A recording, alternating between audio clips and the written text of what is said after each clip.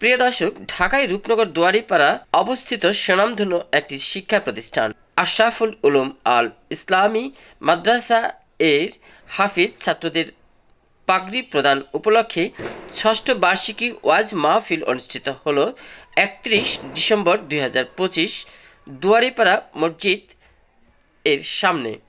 উক্ত অনুষ্ঠানে বিভিন্ন স্বনামধন্য মাওলানাগণ ওয়াজ মাহফিলে অংশগ্রহণ করেন। অনুষ্ঠানটির সার্বিক দিক নির্দেশনায় ও পরিচালনায় ছিলেন ঢাকায় রূপনগর দুয়ারীপাড়া বাইতুস সালাম জামে মসজিদ ইমাম ও খতিব হাফিজ মাওলানা রুহুল আমিন দাবা। প্রিয় দর্শক, পুরো ওয়াজ মাহফিলে থাকবেন আমাদের সাথে। আমি ছিলাম আপনাদের সাথে শাহ আলম সম্রাট, রিপোর্টার সিবিটিভি, দুয়ারীপাড়া, রূপনগর, ঢাকা। নম্বর হলো ইসলামকে আপনার হৃদয়ের মননে মগজে লালন এবং ধারণ বহন সংরক্ষণ করতে হবে। আর 2 নম্বর হলো এ দেশকে আপনাকে লালন করতে হবে, পালন করতে হবে, ধারণ করতে হবে, বহন এবং সংরক্ষণ করতে হবে। এর মানে আপনার ইসলামকেও ভালোবাসতে হবে, দেশের মাটিকেও ভালোবাসতে হবে। দেশের মাটিকে আপনি ভালোবাসলে ভারতীয় সাম্রাজ্যবাদ, আধিপত্যবাদ আপনি কখনো বরদাস্ত করতে পারবেন না। এগুলোর বিরুদ্ধে আপনি বরাবরের মতোই হবেন, বরাবরের মতো আপোষহীন এবং উচ্চকিত বিপ্লবী বলিষ্ঠ কণ্ঠস্বর।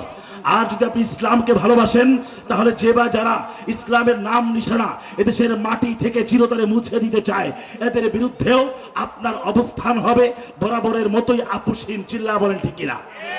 এই নিকট অতীতের স্মরণকালের সর্ববৃহৎ 2টা জানাজা এই 2025 সালের ডিসেম্বর মাসের যথাক্রমে 20 ডিসেম্বর এবং আজকে হলো 31 ডিসেম্বর, নাকি এই 31 ডিসেম্বর প্রায় 10-11 দিনের ব্যবধানে স্মরণকালের সর্ববৃহৎ 2টা জানাজা বাংলার মুসলমানের এটা সাক্ষী হয়েছে। একই জায়গায় জানাজার নামাজ অনুষ্ঠিত হয়েছে এবং এত বেশি লোক সমাগম হয়েছে, জনসমুদ্রে রূপান্তরিত হয়েছিল গোটা ঢাকা শহর। এর মৌলিক কারণও কিন্তু বেগম জিয়ার মাঝেও 2টা, শহীদ ওসমান হাদির মাঝেও 2টা। 1 নম্বর দেশপ্রেম, 2 নম্বর ইসলামের ভালোবাসা। এই 2টা জায়গা তাদের মাঝে ছিল বিধায়, তাদের অন্তরে ছিল বিধায় তারা যদি এদেশের মানুষের কাছে চিরস্মরণীয় বরণীয় হয়ে রাজকীয় বিদায় লাভ করতে পারে, আমরা সবাই বাংলাভাষী মুসলমান ইসলামকে, দেশকে আমাদের হৃদয়ের মাঝে লালন করতে কারা কারা রাজি আছে? শুধু হাত তুলে আল্লাহকে দেখায়। নারায়ে তাকবীর। ইসলামের শত্রুরা আল কোরআনের আলো গড়ে গড়ে গেল। ভাইরা আমার, সর্বশেষ আমার উপসংহারে আমি চলে এসেছি। একটু পরেই নামাজ দাঁড়াবে, এশার জামাত। নামাজ রেখে আমরা কথা বলতে চাই না, তবে শেষ মুহূর্তে আপনাদেরকে বলে যেতে চাই, আগামীতে আর মাত্র কয়েকদিন পরে আপনাদের সামনে সমীকরণ পরিষ্কার। আপনারা যদি ইসলামকে, দেশকে ভালোবাসেন, তাহলে আপনাদের সিদ্ধান্তের মাঝে ইসলাম এবং দেশপ্রেমের রিফ্লেকশন ও প্রতিফলন ঘটাতে হবে। চিল্লা বলেন ঠিক কিনা? বাস, আল্লাহ আকিলু তাকফিহির ইশারা, জ্ঞানীর জন্য ইশারাই যথেষ্ট। 2 নম্বর পয়েন্ট হলো আজকে 31st নাইট নামক খ্রিস্টীয় অনুইসলামিক গজবের রাত। এই গজবের রাতে যে বা যারা আতশবাজি করবে, পটকাবাজি করবে, ফানুস উড়াবে, বেলুন উড়াবে, 2 ভাবে তারা অপরাধী। ধর্মীয় ভাবে, রাষ্ট্রীয় ভাবে।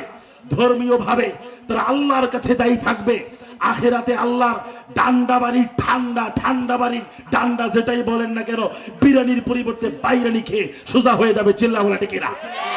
আর 2 নম্বর হলো প্রশাসনও কড়াকড়ি নিয়ম আইন জারি করেছে। আজকের রাতে কোনো আতশবাজি, পটকাবাজি, ফানুস আর বেলুন উড়ানো চলবে, আরো জোরে চলবে। যে বা যারা করবে এদেরকে ধরায়া দিয়া আস্তে করে হয় রূপনগর নয় পল্লবীতে চালান করে দিবেন। পারবেন না ইনশাআল্লাহ? আমার যুবক ভাইরা, এইগুলা বললাম আইনের কথা। আর হৃদয়ের কথা হইল বাবাজিরা, হযরত ওমর ইবনুল খাত্তাব রাদিয়াল্লাহু তাআলা আনহু বলেছেন, তিরমিজির হাদিস, হাসিবু আনফুসাকুম ক্বাবলা আন তুহাসাবু ওয়াজিনু ক্বাবলা আন তুজানু। তোমরা তোমাদের নিজেদের মুহাসাবা করো, আত্মজিজ্ঞাসা করো। তোমাদের হিসাব নেওয়ার আগে তোমরা নিজেরাই তোমাদের নিজেদের জীবনের হিসাব নাও। আর তোমাদের আমল নামা কিয়ামতের ময়দানে দাড়ি পাল্লায় পরিমাপ করার আগে নিজেরাই নিজেদের আমল পরিমাপ করে নাও। জুনায়েদ বাগদাদী রহমতুল্লাহ আলাইহি, তাকে জিজ্ঞাসা করা হলো, আপনি এত বড় বুজুর্গির মাকামে কিভাবে উন্নীত হতে পেরেছেন? জুনায়েদ বাগদাদী বললেন, 30 বছর যাবত আমি আমার সারা দিনের আমলের ব্যালেন্স শিট তৈরি করেছি। দিনের বেলা আমি কতগুলো ভালো কাজ করেছি, রাতের বেলা আমি সবগুলো আমার বিছানায় যাওয়ার আগে পাই পাই করে খাতা কলম ডায়েরি নিয়ে তারপরে আমি সবগুলো হিসাব করেছি। কয়টা ভালো কাজ করেছি, কয়টা খারাপ কাজ করেছি, কয়টা পজিটিভ, কয়টা নেগেটিভ, কয়টা ইতিবাচক, কয়টা নেতিবাচক, কয়টা হালাল, কয়টা হারাম কাজ করেছি, এগুলা আমি হিসাব করেছি। জুনায়েদ বাগদাদী বলেন, কত বছর? 30 বছর যাবত। আমরা কয়দিন হিসাব করি, কয় সেকেন্ড হিসাব করি? আমি আওয়ামী লীগ, বিএনপি, জামাত, জাতীয় পার্টি, তাবলিগ, পাবলিক কিচ্ছু বুঝি না। আমি বুঝি আপনি যদি আল্লাহর বান্দা হন, নবীর উম্মত হন, কোরআন যদি আপনার আদর্শ হয়, আল্লাহ নবী যদি আপনার আদর্শ হয়, আর আপনার টার্গেট যদি চূড়ান্ত জান্নাত হয়, তাহলে আপনি কোরআন সুন্নাহ বাদ দিয়া অন্য কিছু কখনোই কশ্চিন কালেও মানতে পারেন না। চিল্লা বলে ঠিক না? এবার সময় যেহেতু সংক্ষেপ, কয়েকটা আমল দিয়েই বরাবরের মতোই আমার আলোচনা শেষ। 1 নম্বর আমল, এগুলো আমি সব মাহফিলের শেষে দেই। কেন দেই? যে এতক্ষণ আপনাদের পাত্রটা রেডি করলাম, আপনাদের হৃদয়টাকে সুন্দর করে পিউরিফাই করলাম, মডিফাই করলাম, মুসাফফা, মুজাক্কা, মুজাল্লা, মুসাফফা করলাম। এখন এটাকে পরিশোধিত করে যে আমলটা দিব, খাবারটা দিব, আশা করি এটা আপনার শরীরে, হৃদয়ে, মননে, মগজে ঢুকে যাবে ইনশাআল্লাহ। 1 নম্বর আমল, ফজরের নামাজের পর সূরা ইয়াসিন। আগেও দিয়েছিলাম, সব সময় দেই, আজীবন দিয়ে যাব আমলগুলা। ফজরের নামাজের পর আল্লাহর নবী বলেন, যদি কোনো বান্দা মান করা ইয়াসিন ফি সদরিন নাহার কুদিয়াত হাওয়াইজুহু, যদি কোনো বান্দা প্রত্যেক দিন ফজরের নামাজের পর সূরা ইয়াসিন পড়ে, তাহলে তার সকাল থেকে সন্ধ্যা পর্যন্ত যত প্রয়োজন আছে আল্লাহ নিজ জিম্মায় পুরা করে দিবেন। সুবহানাল্লাহ। মাগরিবের নামাজের পর আরেকটা আমল আছে, একটু আপনারা আঙ্গুলগুলো দিয়ে ভালো করে গুনেন কি কি আমলগুলো দিচ্ছি। 2 নম্বর আমল, মাগরিবের নামাজের পর সূরা ওয়াকিআ। আল্লাহর নবী বলেন, মান ক্বারাআ সূরাতাল ওয়াকিআ ফি কুল্লি লাইলা লাম তুসিবহু ফাকাতুন আবাদা। যদি কোনো বান্দা প্রত্যেকদিন মাগরিবের নামাজের পর সূরা ওয়াকিআর মাত্র ছোট্ট ছোট্ট ক্ষুদ্র ক্ষুদ্র 96টা আয়াত তেলাওয়াত করে, তাহলে তার ব্যক্তি ও পারিবারিক জীবনে কখনো রিজিকের সংকট, রিজিকের অভাব, অনটন দেখা দিবে না। সুবহানাল্লাহ। 3 নম্বর আমল হলো এশার নামাজের পরে সূরা মুলুক। আমলটা বলার আগে আপনাদেরকে বরাবরের মতোই আমার জিজ্ঞাসাটা করতে চাই, আওয়াজ দিয়া বলেন না, আমাদের ব্যক্তি জীবনে, দৈনন্দিন জীবনে গুনাহ হয় কি হয় না? পিছনে যারা আছে এরা মাত্র আসমানতে নাজিল হইছে, এরা একদম মাসুম, নিষ্পাপ, গুনাহ কি জিনিস এরা বুঝেই না। আওয়াজ দিয়া বলেন না, গুনাহ হয় কি হয় না? গুনার জন্য কবরে আযাব হবে কি হবে না? কবরের আযাব থেকে বাঁচার জন্য একটা সুপার প্রোটেকশন নেওয়ার দরকার আছে না নাই?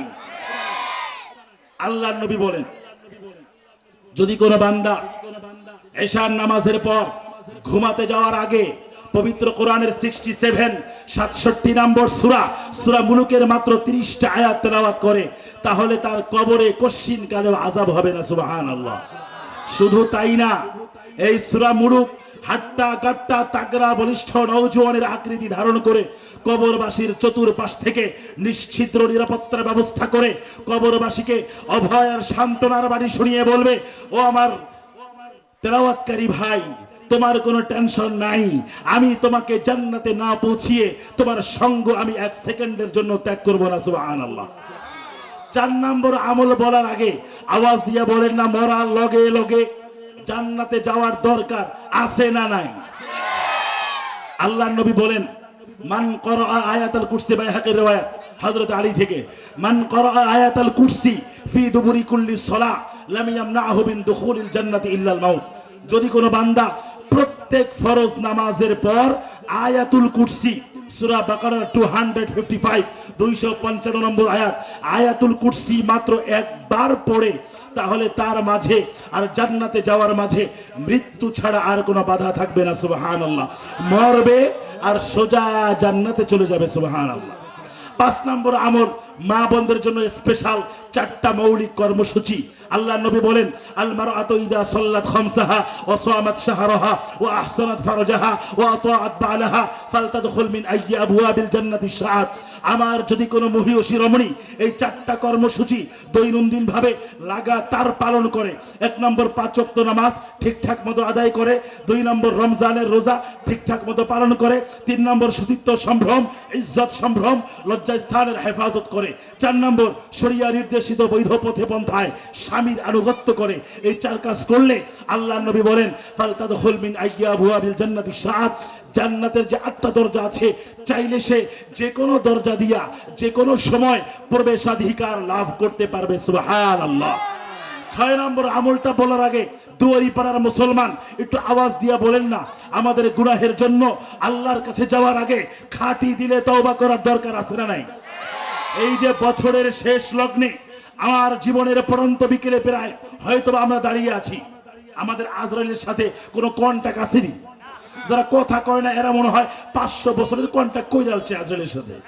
তা কথা বলেন না, আমরা যে এই আগামী 2026 12টা 1 মিনিট পর্যন্ত বাঁচতে পারবো এমন কোন সিউরিটি গ্যারান্টি নিশ্চয়তা আসেনি। যদি নাই বা থেকে থাকে তাহলে আমার যে কোনো সময় মৃত্যুর ডাকটা আসতে পারে, তাহলে এই মৃত্যুর জন্য প্রস্তুতি গ্রহণ করার আওয়াজ দিয়ে বলেন না দরকার আছে না নাই? আর এই আমাদের গুনাহের জন্য তওবা করার দরকার আছে না নাই? নীরবে নিভৃতে বালিশে মাথা দিয়া একাকী চক্ষু দুটা বন্ধ কইরা নিজের গুনাহের কথা স্মরণ কইরা অশ্রু সজল হয়ে তপ্তাশ্রু ঝরিয়ে বারবার আপনি পড়বেন আস্তাগফিরুল্লাহ আস্তাগফিরুল্লাহ আস্তাগফিরুল্লাহ। আরেকটা হলো সাইয়্যিদুল ইস্তিগফার, সকল ইস্তিগফারের সেরা ইস্তিগফার। এটাও বুখারী শরীফের হাদিস, হযরত শাদ্দাদ বিন আউস রাদিয়াল্লাহু তাআলা আনহু থেকে বর্ণিত। আল্লাহর নবী বলেন সকল ইস্তিগফারের সেরা ইস্তিগফার, সাইয়্যিদুল ইস্তিগফার হলো কোনটা? আল্লাহ নবী বলেন আল্লাহুম্মা আনতা রাব্বি লা ইলাহা ইল্লা আনতা খলাকতানি ওয়া আনা আবদুকা ওয়া আনা আলা আহদিকা ওয়া ওয়াদিকা মাসতাতাতু আউযু বিকা মিন শাররি মা সানাতু আবু লাকা বিনিআমাতিকা আলাইয়া ওয়া আবু লাকা বিযামবি ফাগফিরলি ফাইন্নাহু লা ইয়াগফিরুয যুনুবা ইল্লা আনতা। আল্লাহর নবী বলেন যদি কেউ এই সাইয়্যিদুল ইস্তিগফার সকাল বেলা পড়ে সন্ধ্যার আগে মারা গেলে ফাহুয়া মিন আহলিল জান্নাহ, সে সোজা জান্নাতে চলে যাবে। সুবহানাল্লাহ। আল্লাহ নবী আরো বলেন সন্ধ্যায় মারা গেলে, ফজরের নামাজের আগে, সন্ধ্যায় পড়লে ফজরের আগে মারা গেলে ফাহুয়া মিন আহলিল জান্নাহ, সে সোজা জান্নাতে চলে যাবে। সুবহানাল্লাহ। 7 নম্বর আমল, সর্বশেষ আমল, সর্বশেষ হাদিস, বুখারী শরীফের সর্বশেষ হাদিস 7262 নম্বর হাদিস।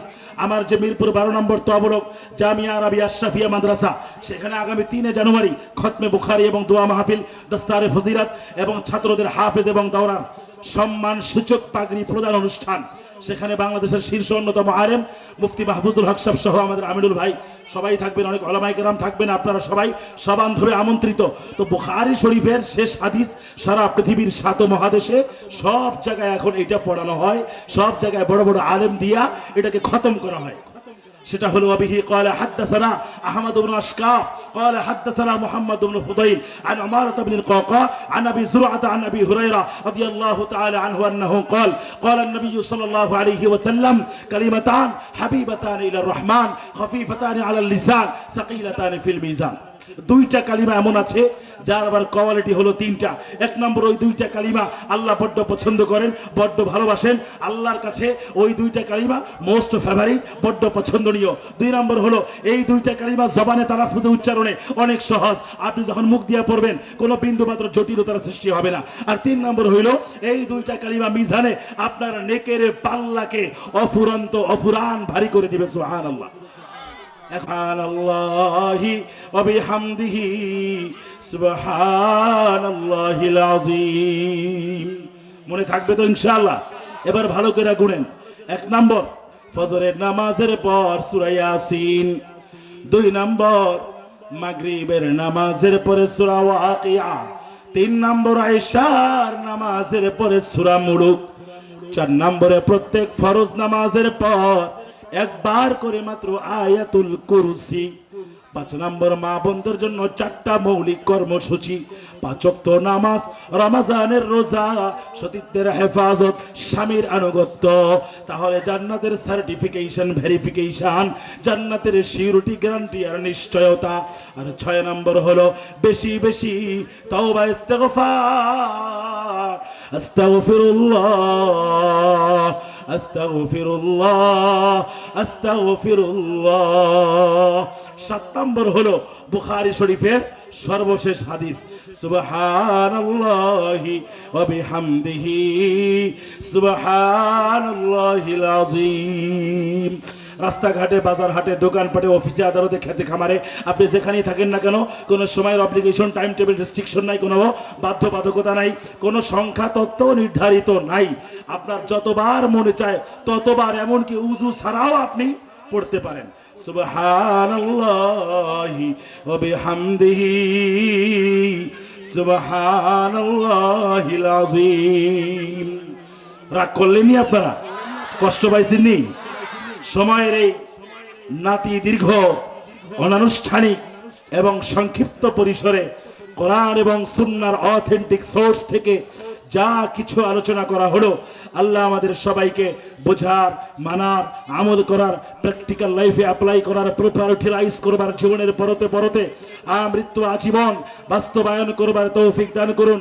দোয়ারি পাড়ার মুসলমান জবান ছেড়ে সবাই বলি আমিন। وآخر دعوانا أن الحمد لله رب العالمين. السلام عليكم ورحمة الله وبركاته.